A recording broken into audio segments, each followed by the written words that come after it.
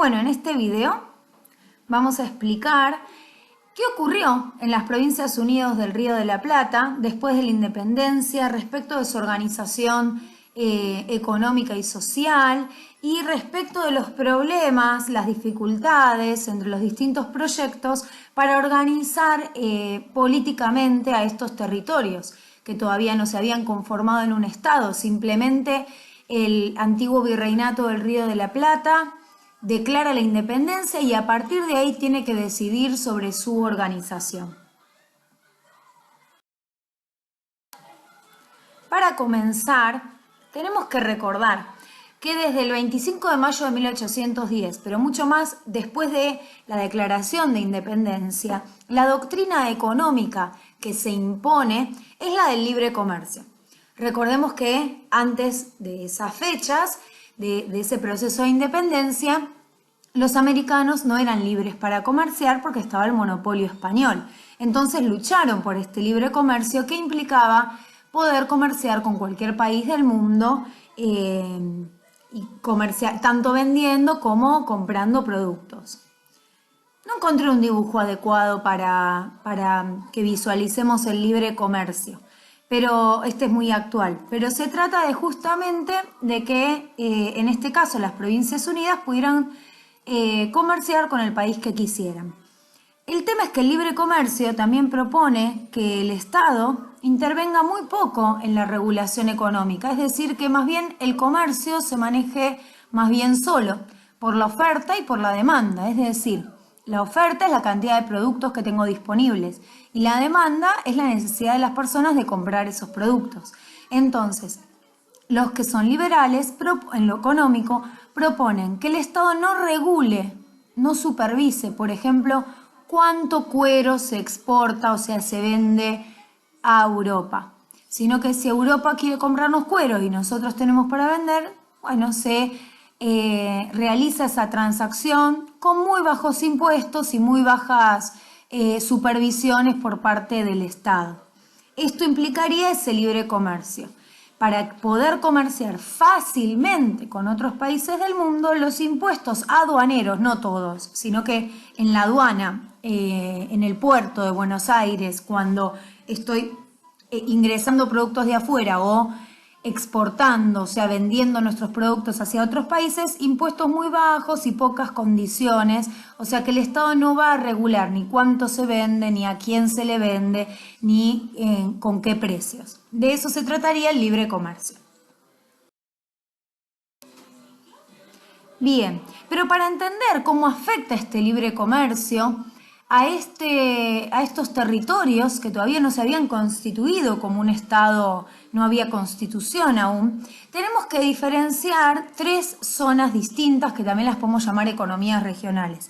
Este mapa no me gusta mucho porque, por ejemplo, habla de indígenas indomables, término que es muy despectivo, pero fue el que mejor me servía para mostrarles las tres zonas de las que estoy hablando. La primera zona es la de Buenos Aires. Si ustedes ven, Buenos Aires tiene un tamaño mucho menor al de la actual provincia de Buenos Aires. La provincia de Buenos Aires hacia 1820 aproximadamente llegaba hasta el río Salado. Es ese pedacito chiquitito que estamos viendo en el mapa. Toda la parte del sur de la provincia era territorio indígena. Pero Buenos Aires tiene el puerto y la facilidad del comercio con Europa.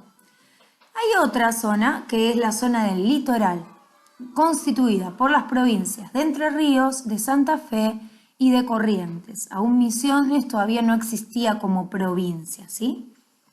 Y en la otra región es lo que mal llamamos el interior, porque esa visión de qué es el interior es muy desde la mirada de Buenos Aires, ¿no?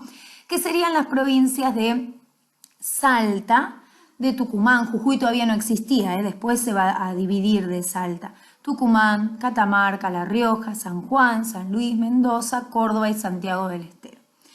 Esas eran las provincias llamadas generalmente del interior. Esta división en tres partes es un poco esquemática, pero nos sirve para entender qué tipo de economías tienen cada una de estas regiones y qué proyecto entonces político y económico van a proponer. como dijimos, es una división esquemática que nos sirve para estudiar. Esto no quiere decir que todos los que viven en el interior piensan lo mismo o que todos los que viven en el litoral tienen el mismo proyecto. Es más, va a haber distintos proyectos en cada una de estas zonas. Bien, ¿a qué se dedica cada zona y cómo le afecta ese libre comercio? Esta era parte de una actividad, con esta explicación la estaríamos corrigiendo. Buenos Aires exporta, o sea, exportar es venderle a otros países, en este caso a Europa principalmente, a los países europeos, cueros, cebos, que son grasas, y carne salada. O sea, todos productos que vienen de la ganadería. O sea que la actividad principal es la ganadería. Vamos a tener en Buenos Aires muchas estancias ganaderas y otros establecimientos que van a ser los saladeros, donde otros que van a ser mataderos del ganado y otros que van a ser saladeros. En los saladeros se va a separar el cuero de la grasa de la carne y se va a dividir la carne en trozos finitos y largos, se los va a salar entre medio y se los va a dejar secar. Esa carne seca y salada convenía que tenga esta preparación porque así podía llegar a Europa en buen estado. La sal lo que va a hacer es que esa carne no se eche a perder. Europa ya había demandado muchísimo cuero desde hacía tiempo y desde finales del siglo XVIII y ya principios del XIX se empiezan a hacer más masivos estos saladeros, que algunos van a estar cerca del puerto, ¿sí? Y además, vimos que Buenos Aires era un territorio muy chico. Lo que va a organizar el gobierno de la provincia de Buenos Aires es la expansión de la frontera por medio de distintos proyectos. Hubo proyectos más amigables con los pueblos originarios y hubo otros proyectos más de conquista militar, de las dos maneras, siendo amigables con los indígenas o yéndolos a conquistar. Lo que se intentaba hacer era ganarle tierras a la parte criolla, digamos, no indígena, a la provincia de Buenos Aires, y esas tierras que sirvan como latifundios. Latifundios son las estancias grandes extensiones de tierra dispuestas para vender ganado, porque ese era el negocio con el que los grandes estancieros de Buenos Aires iban a ganar mucho dinero vendiéndole al exterior. ¿Qué piensan en Buenos Aires del libre comercio? En general, los que viven en Buenos Aires, los grandes hacendados, estancieros, los que tienen saladeros, por ejemplo, Dorrego, Juan Manuel de Rosas, tienen estancias y tienen saladeros, van a ser favorecidos por el libre comercio. Primero porque tiene el puerto Buenos Aires. Y entonces, si los impuestos son bajos, pueden comerciar libremente, pero el dinero de esos impuestos va a quedar en Buenos Aires. Algo que no dije de los saladeros es que la sal se conseguía comerciando con los indios, porque las salinas que hay en la provincia de La Pampa estaban bajo territorio indígena. Por lo tanto, había que hacer algunos tratos para que los pueblos originarios vendieran la sal. Estos tratos se llevaban a cabo en la frontera. Por eso la frontera no era una división tan exacta entre Buenos Aires y los porteños, digamos, y del otro lado los indígenas, sino que era una frontera donde había intercambios, ¿sí? Bien, la segunda región que habíamos mencionado de las provincias de Santa Fe, Entre Ríos, Corrientes, es la región del litoral. Compite con Buenos Aires porque tiene la misma producción ganadera, o sea, hay grandes estancias donde se cría ganado y también va a haber en el litoral saladeros. Por lo tanto, venden lo mismo y son competidoras. Las guerras destruyeron muchísimo la propiedad ganadera del litoral, por lo tanto les va a costar reconstruirse un poco después de las guerras de independencia. Piensen que por ahí pasó Belgrano para ir al Paraguay, también en Santa Fe peleó San Martín, en la famosa batalla de San Lorenzo, es decir que hay una mayor destrucción de esas tierras. Buenos Aires le va a exigir a los comerciantes y a los estancieros del litoral un pago adicional a los buques que quieran, o sea, a los barcos que quieran exportar y que vengan de esa zona del litoral. Es decir, los barquitos que venían del río Paraná o del río Uruguay, que son ríos de la zona del litoral. Antes de ir hacia Europa tienen que pasar por el puerto de Buenos Aires y pagar derechos de exportación.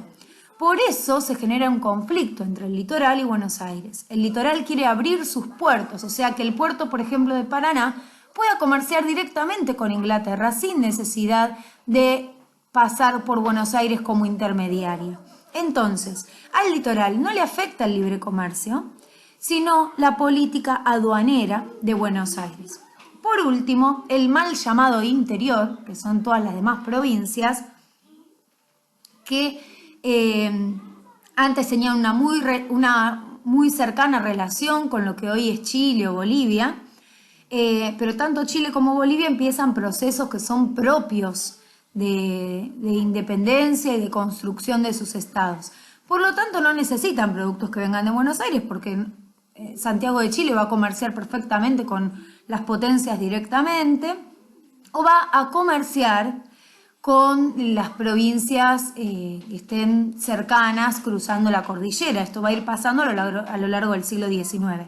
Pero algunas provincias quedan aisladas de ese comercio que antes hacían hacia el Alto Perú o hacia Chile. Con el proceso de independencia de esas zonas quedan un poco aisladas.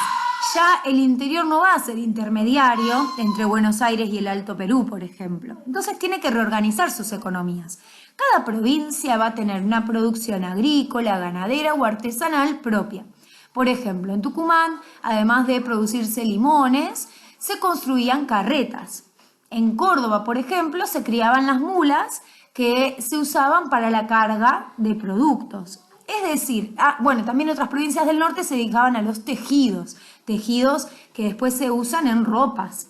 Entonces, cada provincia va a ir reorganizando su economía a partir de cómo sea su clima, qué productos tengan. Recordemos que esas provincias, yo dije que algunas no existían, por ejemplo Jujuy era parte de Salta, les comenté.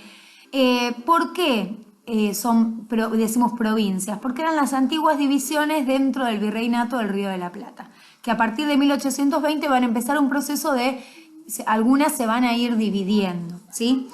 Bien, ahora, algunas de estas provincias no van a estar de acuerdo con el libre comercio, porque si hay libre comercio, yo puedo hacer ingresar fácilmente productos que se fabrican en países industrializados que salen más baratos y eso puede arruinar algunas de las producciones locales. Entonces, algunos proyectos de las provincias del interior van a reclamar el proteccionismo. Es decir, el proteccionismo es lo contrario al libre comercio. Es para proteger a las industrias locales, o sea, a los fabricantes locales de estas tierras, cobrarle impuestos más altos a los productos que compramos de Europa. Así salen un poquito más caros y los productos de acá nacionales se pueden vender a mejor precio. Ese sería el proteccionismo. Un Estado que regule lo que ingresa de otros países y que se le cobre mayores impuestos. También lo que va a pedir el interior es que todo lo que pase, las ganancias que tenga Buenos Aires por la aduana no le pertenecen a Buenos Aires porque los productos se producen en distintas zonas y entonces quieren el reparto de esas ganancias que adquiere Buenos Aires por tener el puerto.